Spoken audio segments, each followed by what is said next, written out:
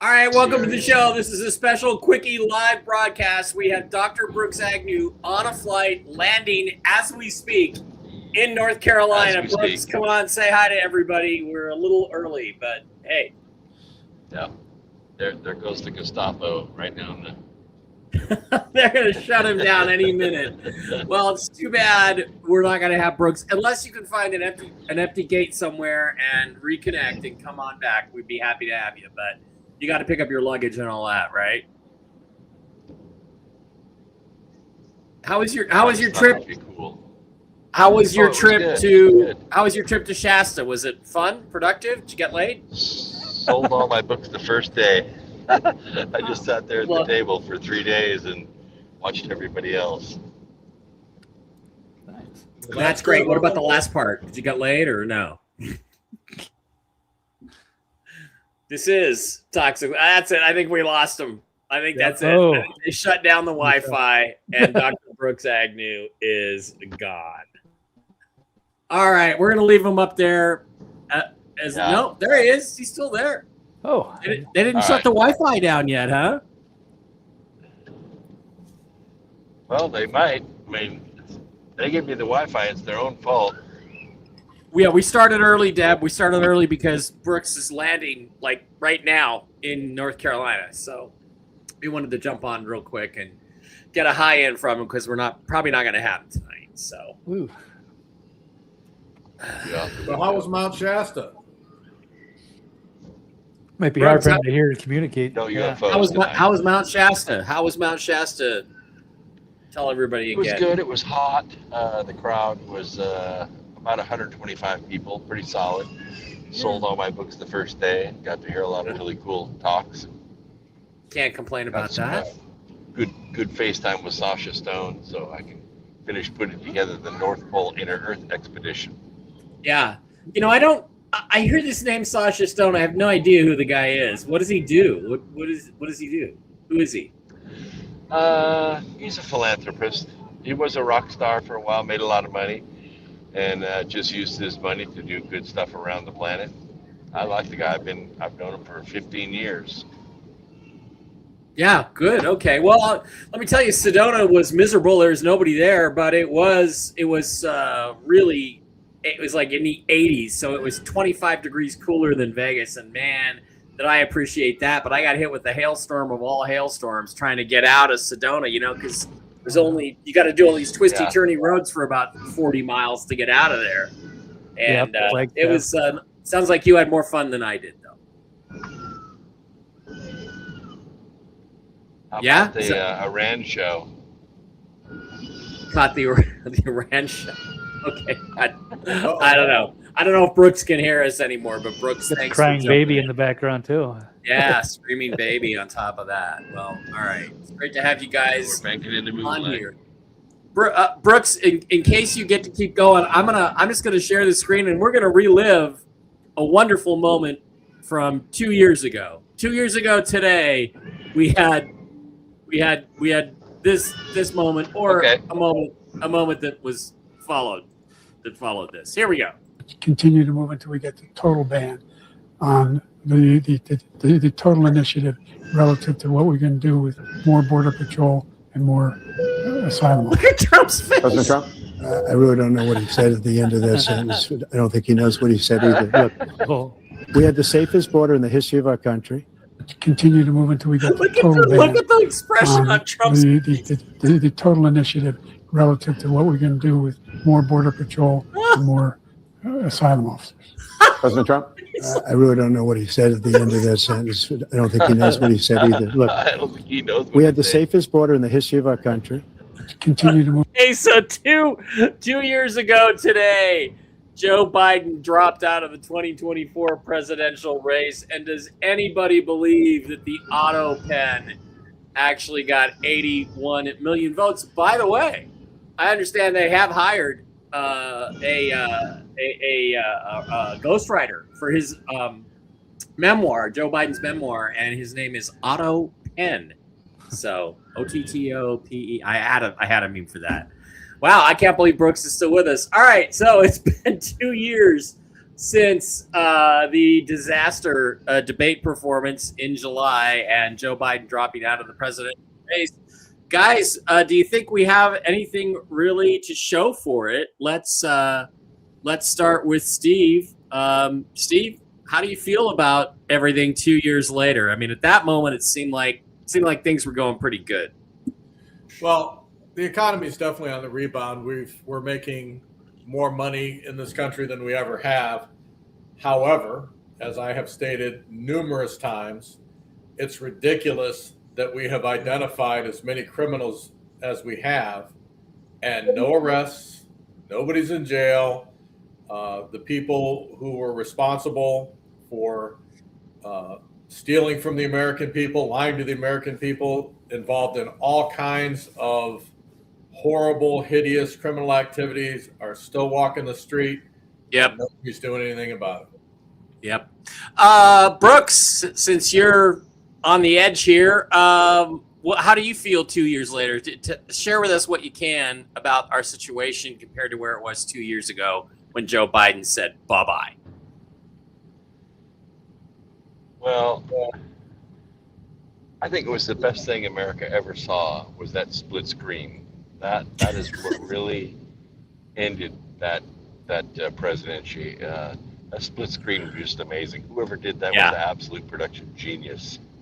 Yeah. I mean, it is a classic moment that, that is so much better than, well, there you go again.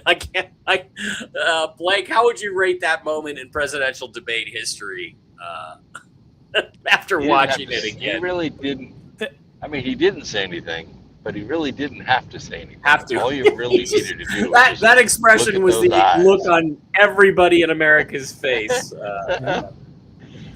Like, yeah, definitely going to be one of the highlights, especially when they look back at someday. I mean, future scholars, assuming our civilization survives and thrives, are going to look back at that moment and they're going to be like, how did that ever happen? How did people allow something like that to actually happen? So that was a good highlight, certainly for that time. Thought it was going to be the destruction of the Democrat Party, and we had such high hopes. And I wouldn't change my vote, but things have changed a bit 2 years later. But that was definitely good times. Things have not really happened the way we'd hoped they'd happen or as quickly as we'd happen. But the U.S. has continued airstrikes today on Iran. It's hard for me to call this a war. It's just a series of airstrikes. There's not really any troops on the ground involved in this so-called war, but they are hitting Iran very hard once again. Trump has said he's done playing around and it's time for all-out war with Iran. Let's catch a little report from Jesse Waters. Fox News alert, it's on.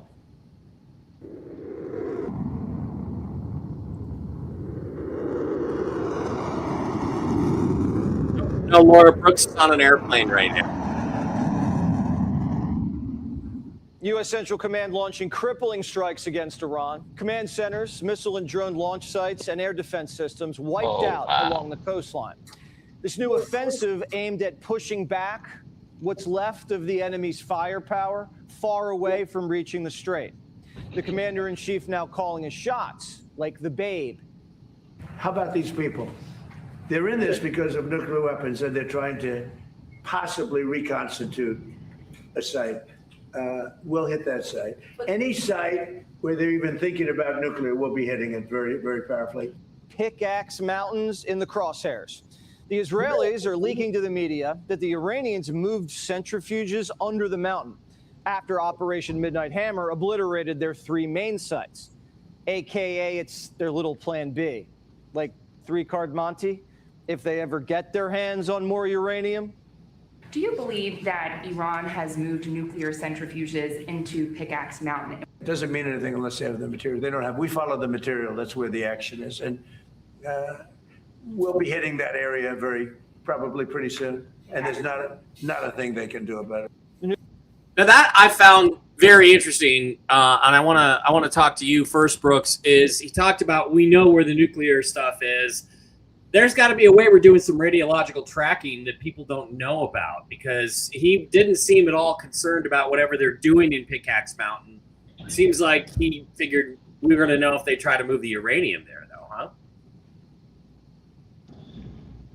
You know, the more I think about this, the more I realize, you know, really how much we have bitten off. I don't know if we can chew it all. Iran's a very big country, but I think where they made the mistake is they thought they could actually negotiate the terms of their unconditional surrender.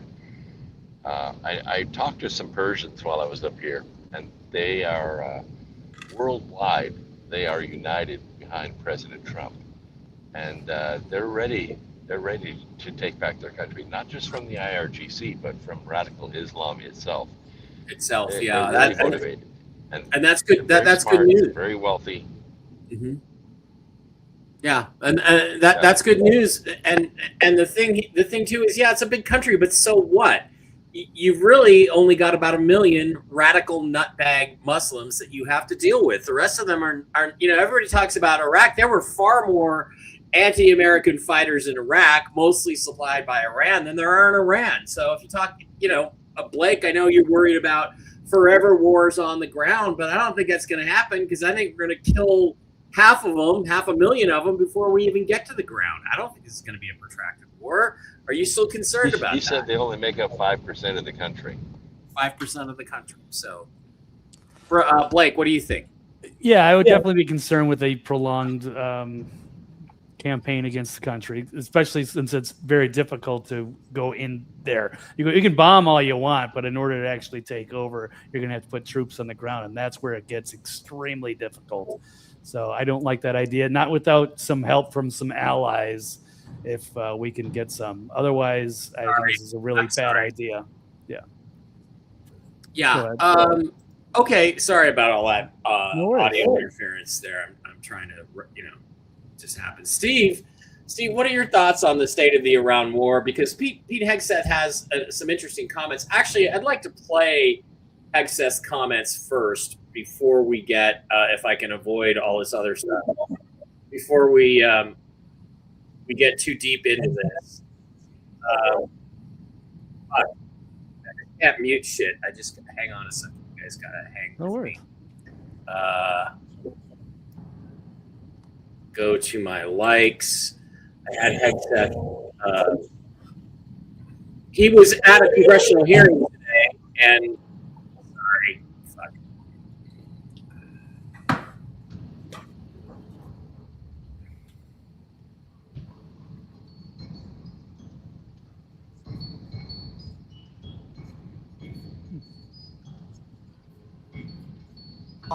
Months to prevent Iran from getting a nuclear bomb. I would hope for some perspective in this town of the historic nature of what President Trump is undertaking. Do you want radical Islamists to have a nuclear bomb that can stare down the world? Because one of the reasons I take issue with that characterization is something that Senator Durbin said when he talked about Ukraine and he talked about winning.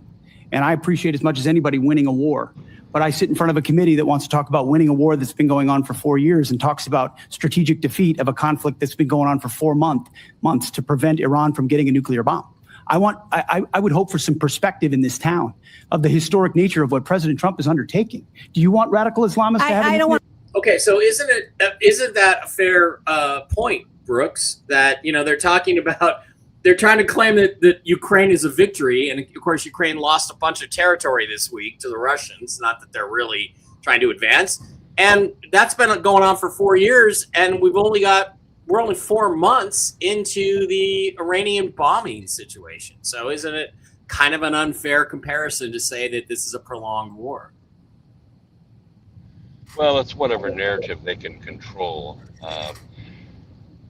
Ukraine has been attacking Russia inside of Russia, which is only making Putin, his resolve, even stronger, and his motivation to strike Ukraine even harder. I think the only way to end that is just to stop supporting Ukraine. The instant we stop that, then it's over. Steve,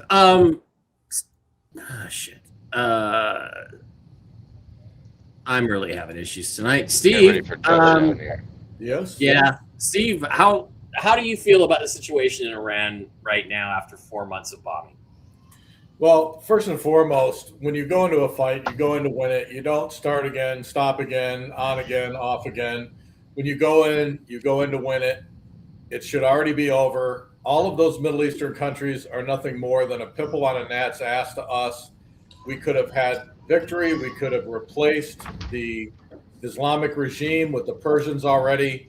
Are just harassment tactics against the current regime. If they really wanted to win, they could win it. As far as tracking nuclear material, it's very easily done. They can pinpoint, I don't know if you know this or not, but plumbers carry nuclear material to check underground pipes, and they can spot all of those devices in vans or in their shops or where they happen to be. So if it's a large amount of any type of radioactivity, they can track it and they can find it. So the issue here isn't nuclear weapons. They're just stalling for time. They could beat them. The United States could beat them blindfolded with our hands tied behind our back, and they refuse to commit and go in and just decimate these jerks. Why do you think that is? Why do you think that they're holding back? Because of the pressure, political pressure, and the midterms that are upon us already and that are coming up, and they're trying to appease everybody and say, "Oh, these are defensive moves. We're not being offensive. We're just defending the ships in the straits. We're trying to keep them from obtaining nuclear materials, putting together nuclear armament, blah, blah, blah, blah, blah." And if they went in full force to win it, then we would, quote unquote, technically be at war, and you'd have part of the population screaming and yelling that, Trump is a warmonger and we need to get rid of all the Republicans that are in office. Well, aren't they going to scream that anyway? What's that? Aren't they going to scream that anyway? There's something wrong with my arm here. Aren't they screaming that? I mean, not as bad as if we committed and actually. You in order to win it, you got to put troops on the ground. So so you do not think that just completely destroying their infrastructure is gonna be sufficient? One of the things you don't understand about the Middle East, even though that they're quote unquote bombing their neighbors, one of the things people don't understand about the Middle East, I guarantee you, they are still getting munitions across their borders from other countries. They will not run out of munitions because they will constantly be resupplied by other Islamic nations. And it's just going to be one of those things where it's never ending. You're not going to destroy their infrastructure. You might be able to destroy some of it, but they're going to constantly be resupplied by their Islamic neighbors. If they're not fighting us, they're fighting amongst each other. It's amazing how quickly they will forgive each other, as long as the attacks are going against the United States and Christian, European, Western nations. Brooks, do you agree with that? Do you think the ground has shifted a little bit in terms of the relationship between the U.S. and some of these other Arab nations? I definitely think the ground is shifting. That once they took out all the bridges where they can't move their assets around, plus, don't forget, you have Iraq and now you have Oman that are working on pipelines to bypass Iran's ability to control that oil. So, yeah, I definitely think the ground is shifting, and I think that the Arab nations are actually working against the Islamic nation of Iran. Iran was the headwaters of all the terror activity that's going on over there, and if you take out that, you take out the terrorist activity worldwide.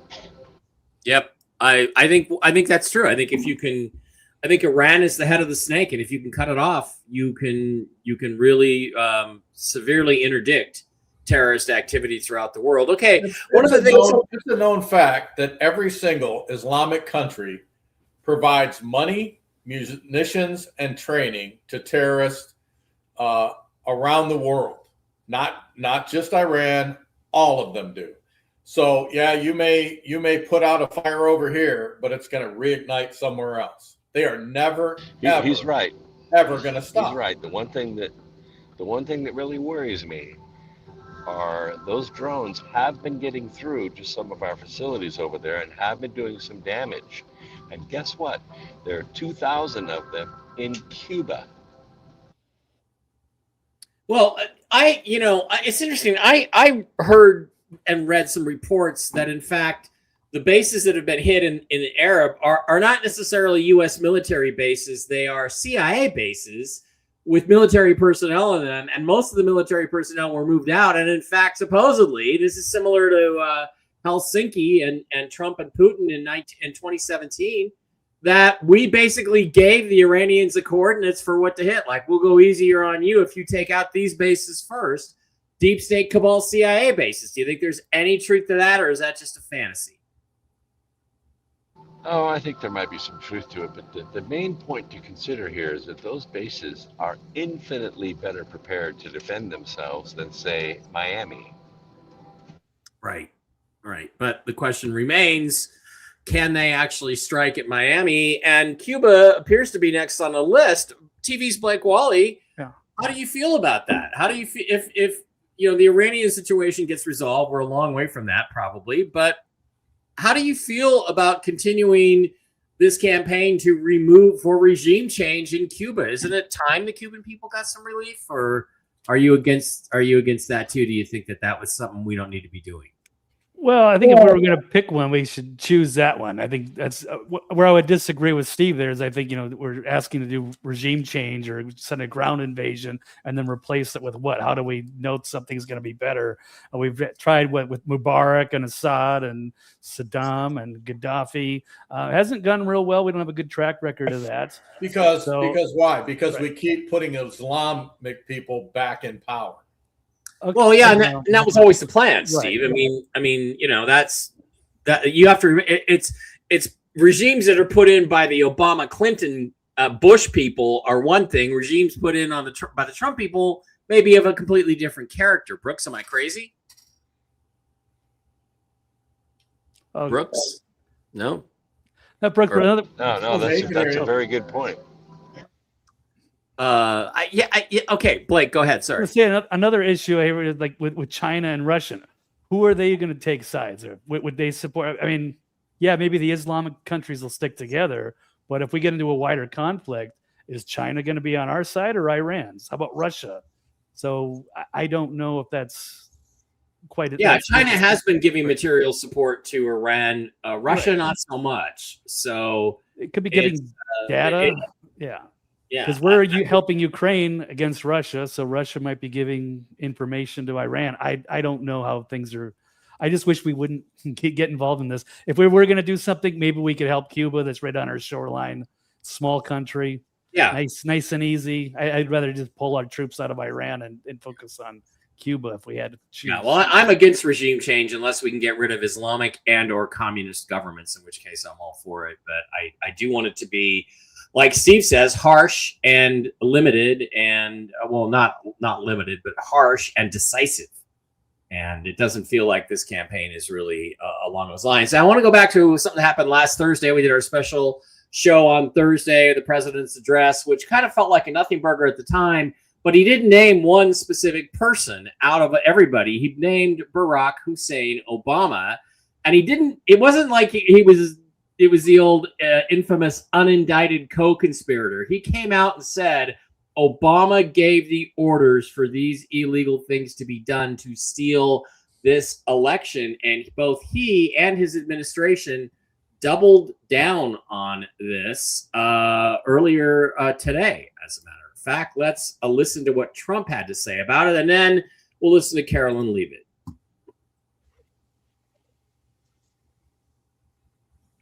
Can't hear it, Mike. No volume. Yeah. Yeah, no sound. The way going up to 2020 and the election, they tried to rig the election. They caught President Obama absolutely cold, Tulsi Gabbard. What they did to this country in 2016, starting in 2016, but going up to 2020 and the election, they tried to rig the election and they got caught. And there should be very severe consequences for that. When we caught Hillary Clinton, I said, you know what? Let's not go too far here. It's the ex-wife of a president, and I thought it was sort of terrible. And I let her off the hook, and I'm very happy I did. But it's time to start after what they did to me, and whether it's right or wrong, it's time to go after people Obama's been caught directly. So people say, oh, you know, a group. It's not a group. It's Obama. His orders are on the paper. The papers are signed. The papers came right out of their office. They sent everything to be highly classified. Well, the highly classified's been released. And what they did in 2016 and in 2020 is very criminal. It's criminal at the highest level. So that's really the things you should be talking about. I know nothing about the other, but I think it's appropriate that they do go. May I ask you about that, Mr. President? Tulsi Gabbard has submitted a criminal referral to the Department of Justice. From your perspective, who should the DOJ target as part of their investigation? What specific figures in the Obama administration? Well, based on what I read, and I read pretty much what you read, it would be President Obama. He started it. And Biden was there with him, and Comey was there, and Clapper. The whole group was there. Brennan, they were all there in a room. Right here, this was the room. This is much more beautiful than it was then, but that's okay. I have nice pictures up that came out of the vaults. They were there for 100 years. This is much more beautiful. We have the Declaration of Independence now in the room, which wasn't here. I guess people didn't feel too good about putting it here, but I do. But you know what? If you look at those papers, they have them stone cold, and it was President Obama. It wasn't lots of people all over the place. It was them too. But the leader of the gang was President Obama.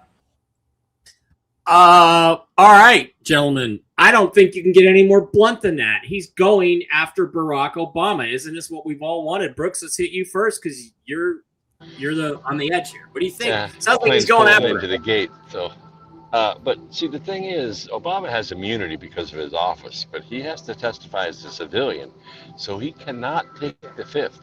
And if he lies, if he commits perjury, he can be prosecuted. So I think it's time to put him on the stand. I think it's time for the indictments to fly. I don't know. It doesn't seem to me that you can have immunity from treason. And what Obama did by ordering this is treason, isn't it? Well, it is. And that's the only thing that the Constitution exempts from immunity is treason. So I got to be honest. I think he's going to get charged with treason, among other things, because that'll mean they can charge him with everything else down the line. Brooks has arrived. Well, I'll tell you how they handled it in 1865. They handled it with wooden gallows right outside. That's right. Steve, sounds to me, listening to Trump right there, that you're going to get your wish, and he's finally going to go after these people and arrest them. Do you believe it? I hope so, but it still shows that he is a member of the Good Old Boy Network. The fact that he would say that he would let that treasonous bitch Hillary Clinton go because she was the wife of a former president. I mean, that is the biggest bunch of bullshit I ever heard. She's an evil freaking witch. And she needs to not only be put in a prison, be put under the prison. She needs to also be hung for treason and all of the lives that she's taken of U.S. citizens by her actions when she was the Secretary of State. I mean, I don't care who she is. She needs to be held accountable. So for him to say that is absolutely ridiculous, if not criminal. Oh, she's the wife of, so what? She's a criminal. She needs to go just like Obama. Yeah, well, I don't disagree with you on that. I'd be interested in seeing what Blake thinks. I think Trump felt like if I don't go after them, then maybe they won't come after me and my family. But they did, and I don't know if that was all show, or if this is some other 5D chess game. Blake, what do you think? I mean, and again, let's go back to this. Sure sounds to me like Trump is going to go after Barack Obama and put him in jail. Yeah, I mean, it sounds interesting. I don't know if he can go directly after Obama per se, but he could start with, Mark Elias, the super lawyer for the DNC, and as Steve's mentioned, the Wicked Witch of Washington, Hillary Clinton, and of course you could shake down, Brennan, Clapper, Comey. Maybe those roads will eventually lead to Obama. So it's doable, but we've been waiting a while, and he's going to make something happen. It's got to be now, or 3 months away from the midterms. So we need a good October surprise, but he is, planning this, and he is talking about this. So, but until something happens, until there's a hearing and important is on trial, sweating, squirming from hardcore questioning. I don't really care at this point. So yeah, we'll see. I was going to play the Catherine Leavitt clip as well, but I don't see the need to, because I think Trump made it absolutely clear. All right, so let's go with let's get a vote on this. On a percentage chance, what do you think the chances are? What do you think the chances are that Barack Obama is arrested before the end of the year for his role in the 2020 and 2016 election fraud? Let's start with you, Blake. 5%. Brooks, what's your thought on the percentage that Barack Obama's arrested? Since the grand juries have already been convened, I'm going to say 75%. Ooh, Steve, what do you think the percentage chance is that Barack Obama is arrested? 0. All right, I'm going to balance that out. I think it's 100%. I think Trump is telling you exactly what he's going to do, and he's going to arrest these people. So, and you said that, and you said that before. Butt kiss. Nothing's more dangerous than a lame duck president. He has nothing to lose. Yeah, that's true. Sorry about all this. I wanted to get to Blake. Sorry, Brooks. I got you here. I wanted to show this video. You can see the video, can't you, Brooks? Can you see it? Brooks, are you still with us? Yeah, he said yes. Yeah. Okay. I want to. This is one of the videos that came out last week from the UFO release. It is bizarre. I got to play it for you in close up. What?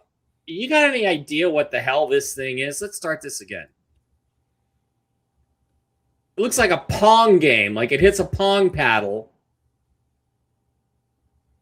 This is supposedly real footage taken by a U.S. Army or a U.S. military aircraft of something that seems to flip over, change shape, and make a 90-degree turn, but it looks like it bounces off something. Do you think this is a real object, Brooks, or do you think this is some sort of camera problem? And those blurry UFO pictures are always iffy for me. I don't know. I mean, I saw a lot of UFO stuff this week as well, and I tell you, there's a lot of stuff that makes a left-hand turn at 10,000 miles an hour. It blows my mind. So I really don't know what to make of it. Yeah, this one is too bizarre for me too. I can't make anything of it. It's a drone crashing. That's possible, but what does it crash into? It seems to. Anybody got any thoughts? Anybody else? Well, they filmed me doing trick shots because, I do those all the time where I ricochet bullets off of things and into other things. So that's probably what it is. Yeah. Okay. Well, that could very well be. Damn it. Jeez. I'm so tired of this. Sorry. Yeah, we know. Sorry. Yes, it does get worse. There's another video I wanted to get to. Sorry, Mike Pompeo, who's seen here celebrating with a bunch of Muslims.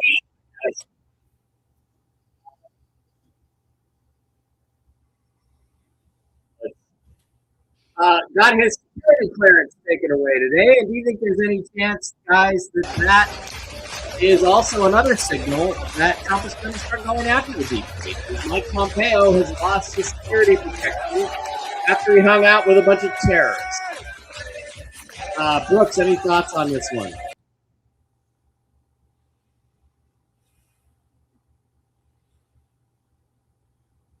Uh-oh, no volume. Unmute my mic. Okay. That's a very quick way to lose your security clearance right there. Yeah. Okay. Any thoughts from anybody else? Steve, what do you think? I mean, you put all this stuff together. Doesn't it seem like there's starting to be some movement against these guys? Thank you, Roland, by the way. You're the best. Hell yeah. Well, again, I mean, one would hope so, but based on our past experience, we haven't seen much movement on issues like this. I mean, it's treasonous for somebody to get involved in things like that. And yet, what are they really doing once they catch these people? Nothing. They get a slap on the wrist, or they have to appear before Congress of a congressional hearing, and they get spanked, and then you never hear anything about it ever again. Yeah. Blake, do you take any solace in the fact that Mike Pompeo has lost his security protection detail at this point? I guess it's a good move. I was never a big fan of Pompeo. I don't trust him either. So, yeah, good riddance. What do you think? Do you think that the current take that retirement? Yeah. Yeah. Do you think that the current Pompeo is the same Pompeo that served under Trump, or is he a replacement? The Ozempic Pompeo? Yeah. Ozempic Pompeo? Yeah. I don't know. All right. In a little bit of culture. That's a conspiracy, Blake. All right. I want to do a little. I can't believe we've kept Brooks this whole time. I want to do a little bit of I can't believe they still gave me Wi-Fi. Yeah. The World Cup was completed. The Soccer World Cup was completed in the United States in New York on Sunday. Spain won the game 1-0 in a game they completely dominated. But what was really interesting is that after the game, the Spanish players they did the Trump dance, and they wanted Donald Trump to stand up there with them, despite reports in the press. And get this, Ferran Torres, my guy, my former striker from Manchester City, my club, who plays for Spain and now plays for Barcelona, scored the winning goal. And at the parade in Madrid, he wore, you guessed it, guys, he wore a Make Spain Great Again hat. This is Torres. Make Spain great again. Cool. So, do you guys get any sense? Spain right now, of course, is under kind of a communist dictatorship. I know somebody that lives there. It's been an interesting situation, but is MAGA now spreading kind of throughout the world? Brooks, any thoughts on that? And then we'll get to Steve and Blake.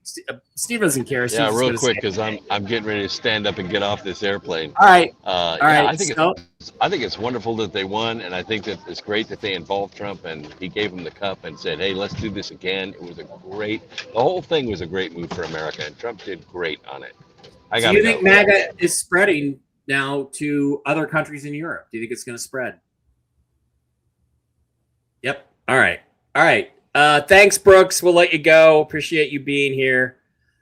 Blake, did you have any thoughts on Make Spain Great Again caps being popular in Spain? Well, I am an OG MAGA. I was on board with Trump right away in 2016. So, yeah. It's been disappointing for me lately. It's been rebranded, but at least like the hope that it's the spirit of the populism is still alive. And that's great to see that. So yeah, it'd be great for Spain, for the people to rally for something new, to get out of their oppressive government apparatus that's manifested there. So good for them. It's ballsy to wear that, and in English too. Yeah, and here's some of the Spanish players doing the Trump dance thing, and they asked him to stay for their team photo after the match, which I thought was pretty interesting.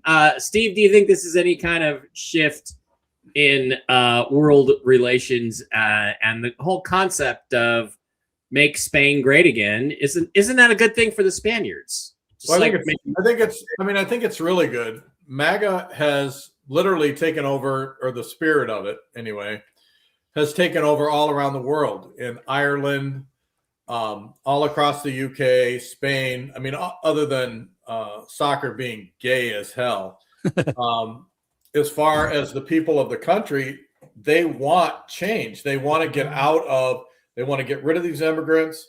They're tired of them getting a pass. They're tired of them raping their women, raping their children, molesting their old people. They're sick of it. And they want major change to come to their countries. And this isn't anything new. This has been going on for probably a year and a half, 2 years. Obviously, it's the politicians who hate Trump, who hate MAGA, who hate the thought of the general public standing up in their countries and saying, we don't want this anymore. We're not tolerating this anymore. That's why in England, they started arresting people for their Facebook posts and those types of things to intimidate them from speaking out and moving forward with making change in their own countries. So this is, like I said, this is nothing new. This has been going on for a long time, and it's the spirit of I can't even MAGA. That I'm getting tongue tied. MAGA. These people want major changes in their country. Yeah, and you know, I mean, I think it is then on Trump's shoulders to do something because we have to be the leaders. We started this with the election of Donald Trump. We started this upheaval, which I predicted, by the way, in 2010 in my book, The Choice. Pick it up on Amazon.com. But, you know, we started this, so we haven't done enough to defeat this banking cabal that's been ruling the world like this. And do you guys both agree with me that that we do now have to arrest Barack Obama and start bringing these people to justice to show the rest of the world this is how you do it? Do you think that's a fair, you know, a fair characterization? Blake? Yeah, absolutely. Somebody has to be held accountable. Like the first arrest is going to shock the world. Yeah, and until somebody is done, yeah, otherwise it doesn't exist. It's all just the hopium, and it's all the illusion that something is going to happen and nothing ever does. So, yeah, we absolutely have to let somebody powerful getting a big perp walk. It's incumbent upon us to show that there will be consequences for this sort of behavior, isn't it, Steve? We really don't have any choice, do we? Well, if there's no consequence, then there's no reason for people to change. They always say that the thing that makes people, if the pain isn't great enough, then people will never change. So you have to inflict pain. That doesn't necessarily mean physical pain, but you have to inflict pain in order to get people to change and in order to make changes to where people decide it's easier to obey the law and move forward and be honorable than it is to be a corrupt piece of filth criminal. So, they have to do something, and the world is watching us. They are trying to emulate us, regardless of what the press says. When you look at these, I'll use Blake's term, gonzo reporters in other countries who are literally risking their lives and freedom to film these marches and protest against their own government. Yep. And get them online and on the internet. They're waiting for us to actually take action and support them in what they're trying to do in removing their corrupt government officials. Right. And I think Iran is another prime example of that. We're now, balls deep into Iran. And if we don't finish this, like you said, and get rid of this regime and replace it with something more democratic and more reflective of the true values of the people of Persia, then we've lost a key moment, a key possible turning point in time that is sitting there right in front of us. So how many Americans are you willing to sacrifice to do that in order to spread the cause of MAGA? And how many people are we willing to sacrifice? Let's face reality. We went to the Persian people. The United States government has done this time and time again and said, look, we got your back. We're going to help you. We're going to help get this regime kicked out, put you people in power. You no longer have to live in fear. You no longer have to live underneath these threats. And then we negotiate with the devil and abandon them. Yeah. So if we're going to go in, if we're going to make promises, if we're going to put these people's lives at risk and, and subject them to torture and all the hideous, horrible things that people involved in Islam do to them, then the least we can do is keep our word. And at the very least, we should be dropping guns and equipment for them to go through on the streets. I don't care if guns are not that hard to figure out how to use. And it's like, give them some easy stuff to use and let them start blowing these assholes away. Yeah, that's what I would do next as well. Blake, how do you feel about that? Well, I think that they've already done that. They already put the weapons. This has happened a long time ago. They gave some to some Kurds. The Kurds. They gave the weapons to the Kurds because the Kurds are going to distribute them to the people. And they didn't do it. Well, they got some of them. They kept a lot of the weapons for themselves, I guess. But they're trying to get. They're Islamic. Duh. Well, all right. Either way, it was a failed regime change, and so then they went and but you're gonna the only way it's gonna work is to get rid of the radical Islamics. That's the only way it's gonna work. I don't know if that's going to be doable. How many troops are going to lose doing a ground invasion in Persia? Well, but Steve has a point. Not nearly as many if we get the Persian people to do it. Because trust me, there's about 15 million of them that are ready to go kill these guys. And there are way more Persians than there are Kurds. Yeah. So, but how do you do that? And especially when you've got your own CIA, you've got your own intelligence community working to undermine the policy because they're working with the British Crown to keep these guys in power. We did it all through World War II. We did it in Korea. We did it in Vietnam. We were able to arm the different factions that went against the communists. Now, of course, the politicians screwed that up to make it impossible for us to win. But they know how to get those weapons in there and distribute them. It's not an issue. It's just it's politics as usual.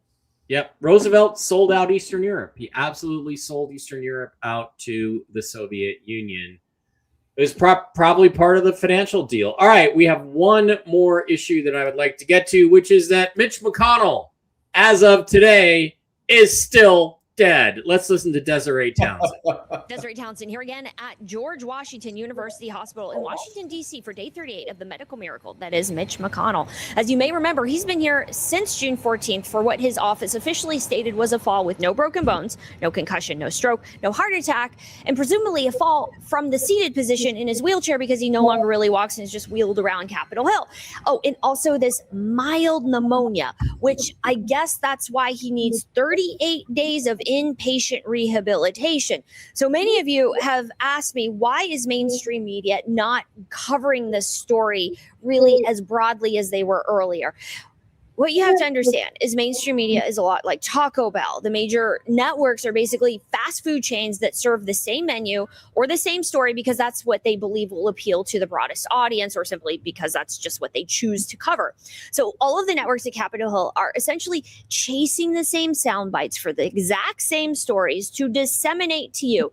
It's incredibly frustrating to actually watch. So I came to be after the government shutdown last year when my followers came to me asking for detailed coverage of their appropriation bills.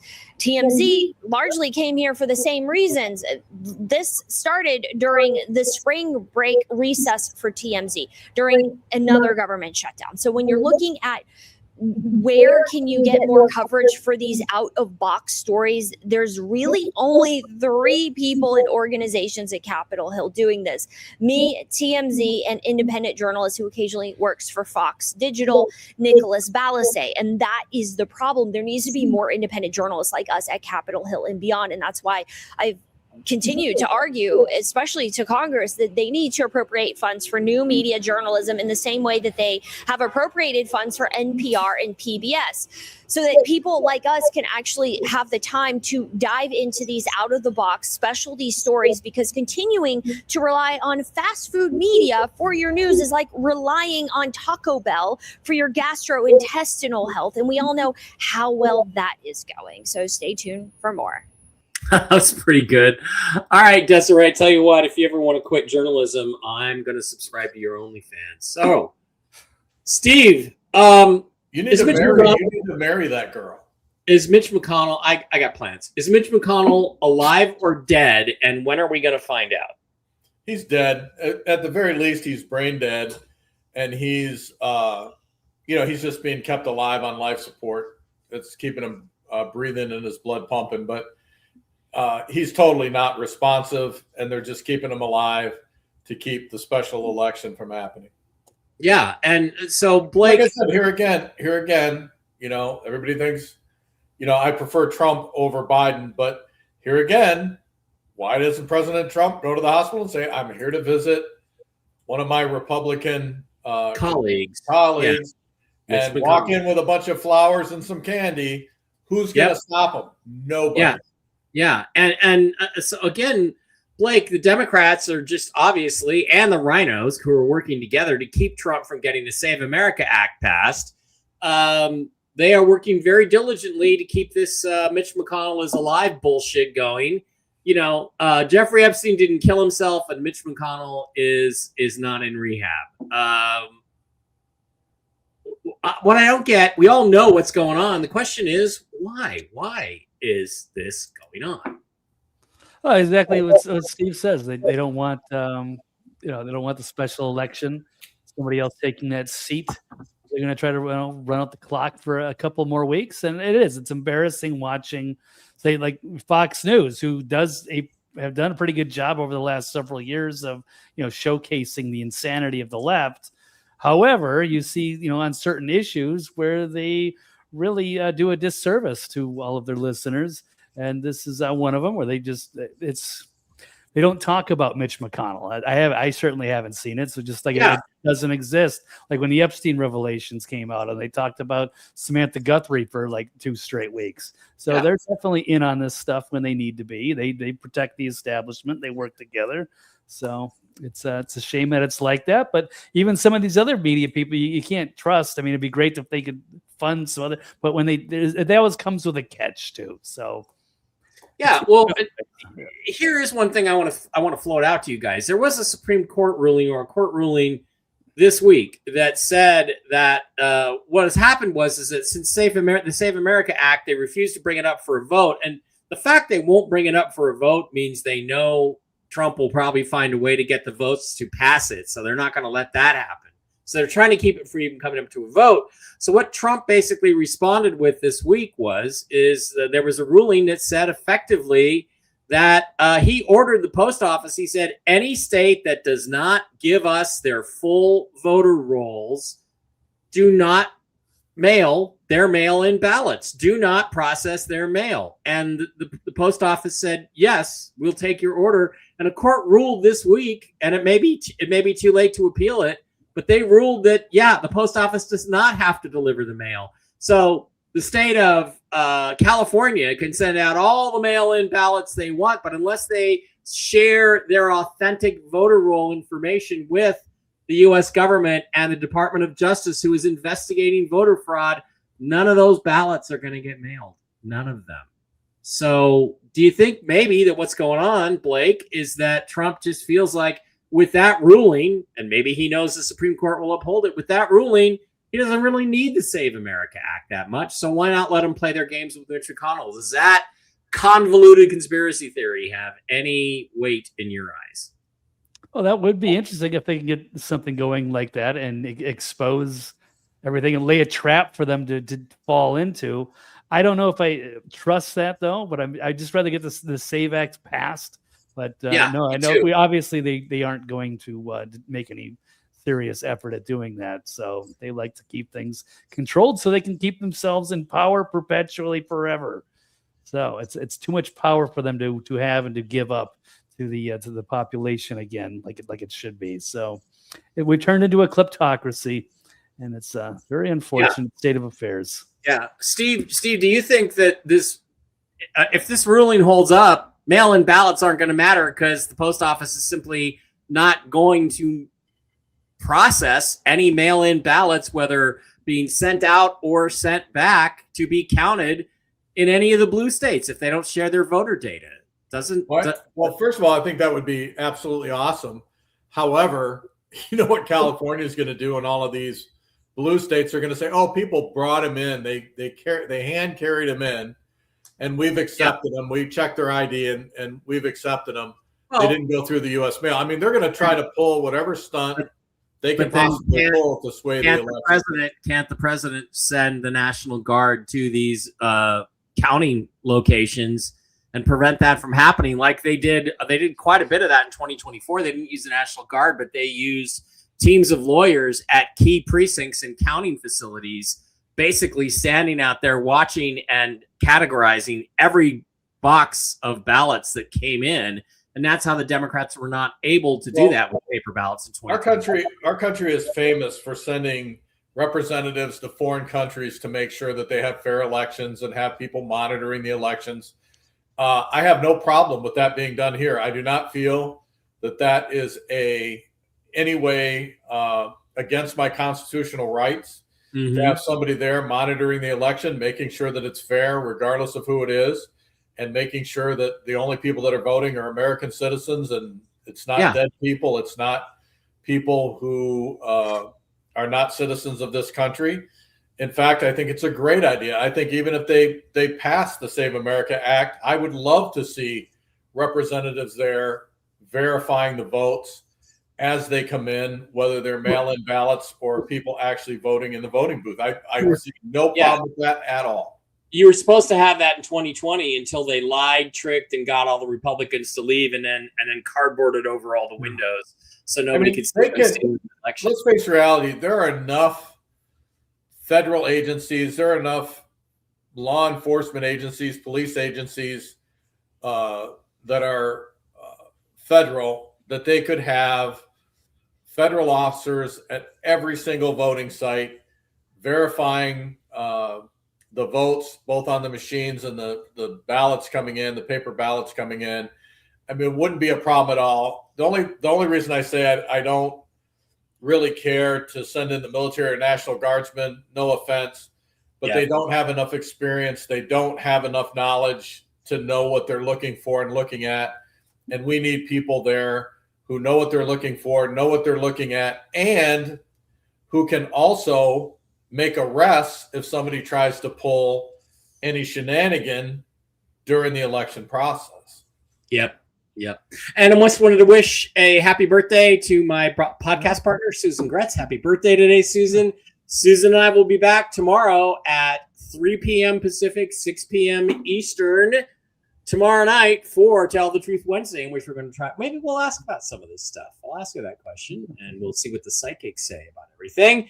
So I'll be on with Susan tomorrow and Whiskey and Wisdom. Meantime, guys, thank you for another great show. A special thanks to Dr. Brooks Agnew, who did exceptional duty above and beyond the call of duty by broadcasting from a landing airplane. That was awesome. I want to know what Blake is drinking, and I want to know if he's a traitor. Oh yeah, we didn't. No, I'm drinking the Steve's pirate rum here. All right. Yeah. There you go. I just got to make sure that he maintains, the level of excellence and only drinks Trail Boss liquors. Absolutely. There you go. Trail Boss liquor.